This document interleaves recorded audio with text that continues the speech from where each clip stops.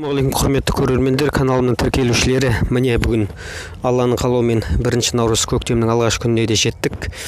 Және мына сіздердің назарларыңызға ұсынғалы тұрмын.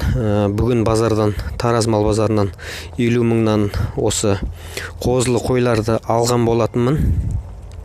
Алла қаласа осыларды қозыларын бөлектеп, қойларды жемдеп, семіртіп, қойларын қайта сатуға тырысамыз, және содан қанша пайда түсетінін байқайтын боламыз.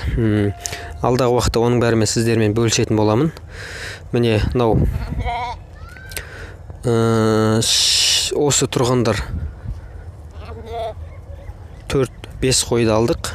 Анау ең шетінде тұрған қоңыр қойды қосысымен 47 мыңға алдым. Қалған 4-еуін 50 мыңнан алдым. Бүгінгі базарда 1 наурыз 2020 жыл.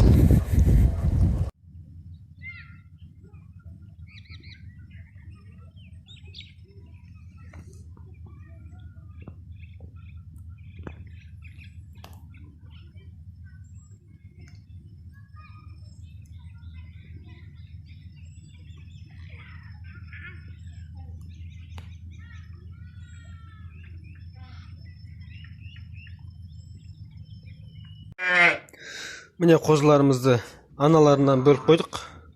Аналары кішкене семіртіп оңалту үшін қозыларға кебек беріп жатырмыз қазір.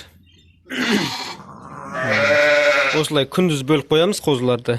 Енесінен кешкісін қосатын боламыз. Міне енелері. Мына жерде біразы жаңадан келгендер арық, шаруа өте төмен етіппен келген. Міне мысалға мына секілді қойлар өте арық. Қозыларды осылай жеммен біраз уақытқа дейін бұлар да жақсы болады. Бұлардың аналары да жақсы болатын болады. Бір мезгіл өздерін жемдеп, бұларды да күндіз жайып жақсылап шөп салып тұрамыз.